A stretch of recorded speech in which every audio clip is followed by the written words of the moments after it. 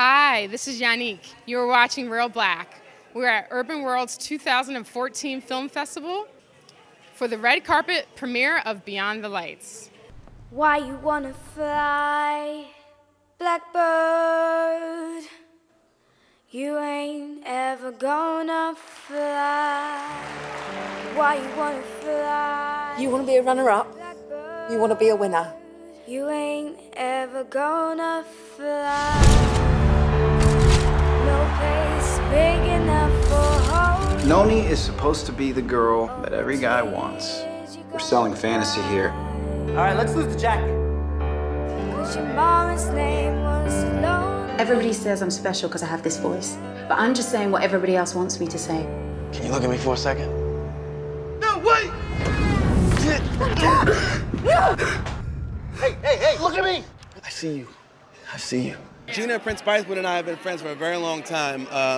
You know, even before we both started making movies, we were close. And you know, I always felt that she was a special filmmaker. And still to this day, whenever I finish with a draft of a script, I send it to her to get feedback from her because I respect what she has to say very much and her voice. So this is like just a great time for women and black women in film. Can you just elaborate on that? I think that things are getting, I'm very optimistic about just the future of black women in media, in film, in television. I think that Shonda, of course, set a bar, and of course tonight we're seeing Beyond the Lights from GINA Prince-BYTHEWOOD, who's been a huge influence in my life.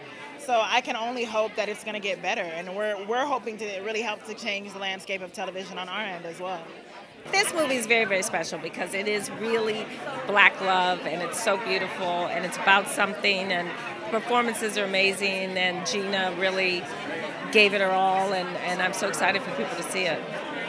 How do you think black film has evolved over the years since you've been in the industry? Well, my first film was Boys in the Hood. That was 20-some years ago. It's gone up, it's gone down, and it's come back. So I think it's exciting that the price point is lower now, actually, so a lot more people can be making their movies. The more you make movies, the more you have the practice to get better at it, and that's what we need. We need farm teams of people making movies and not having to wait for somebody to say, yes, you can make that movie. Just go make it and get better, and it will come, and I think that is what's happening. It's very, very exciting. You must be proud. Well, yeah, I'm proud and excited, and beyond that, it's not like, sometimes you do a film, it's sort of like, wow, I'm really proud to be here, but it's also like filmmaking isn't just something that we do, it's something that we believe in, and so it's really a feeling of just really believing in GINA's vision, the vision that we all bought into, this vision and idea of just putting love out there and in a really smart, intelligent, and emotional way. So I'm proud, and I'm just really excited and hopeful that it'll resonate with audiences the way that we hope and expect. Absolutely, that's great. Can you tell me where you feel the state of black film has gone and how you feel it's evolved over the years? Well, I've been in this game for a minute, where people might say wow, we've broken through and now everything is equal or almost, but more often than not, it's not. What I would say, obviously the digital era has made things a lot more accessible for everybody. But one of the things I think that we're starting to really see and that we need to continue to push is that even within black film, there's a lot of diversity. This film, Beyond the Lights, may not have anything to do with some other film or a broad comedy, but sometimes Hollywood may look at black film as its own genre, and it's not its own genre. There's everybody has a voice. The film industry has just gone through ups and downs. One of the things that I just really feel blessed and fortunate about is that GINA and I have been doing it for a long time, and we're still doing it.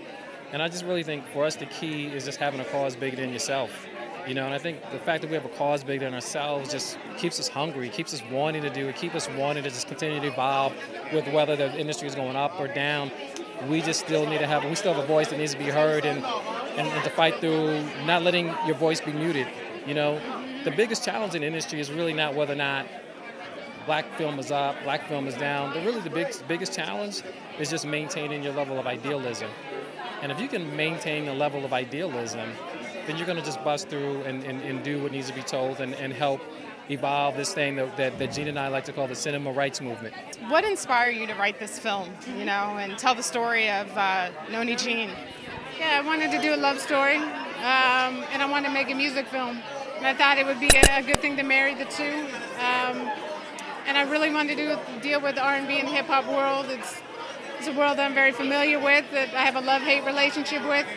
And it felt right for a story to be within it. And I thought about this character who is really pushed by her mother, who's her manager, into this hypersexualized persona to get success. And it works, but it's at what cost to Noni and really by the young woman who's trying to fight to find her authentic self and find her voice. I read that one studio turned you away because of your decision for, you know, Gugu, and what about Gugu made this like a maker, you know, pushed for her? As a director, she came into audition, and as I was watching her audition, I saw the movie, and that doesn't always happen, but it was so clear that she was the one.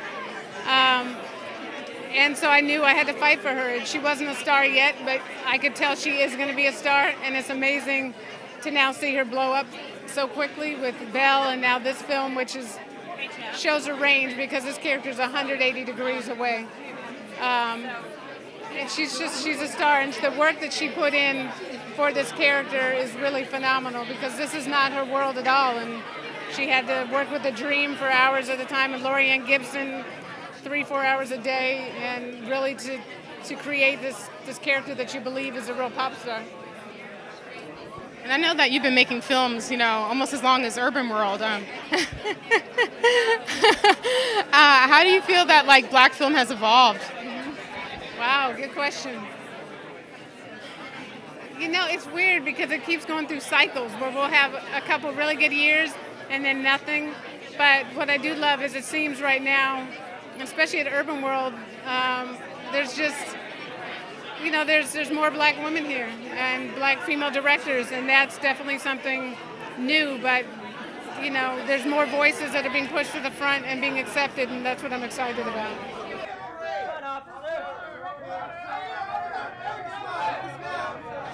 How's it like working with Gugu? Tell me about that experience. Well, on top of her being extremely beautiful, she's insanely talented, and that's always something you want in a co-star. You know, she was with me step for step, every step of the way. Whether it was, you know, the times were good, the times were bad, the weather, whatever it was, our chemistry was based on our relationship. You know, she's a great friend now, and like I said, when you talk to her, you'll realize she's nothing like the character, which lets you know that she's insanely talented. So it was great working with her. And what do you feel like audience members can like take away from the film?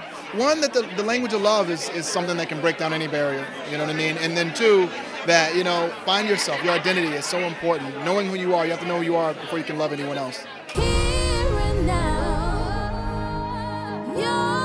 This thing, it's not good for her. You throw her off her game. All right, you better for I'll teach you to fly before. When did you ever tell me that you didn't want this? When I was on that balcony? What's it like to be Hollywood's it girl? That's amazing. Thank you very much. I'm having a great time. So, thank you. Yeah, thank you.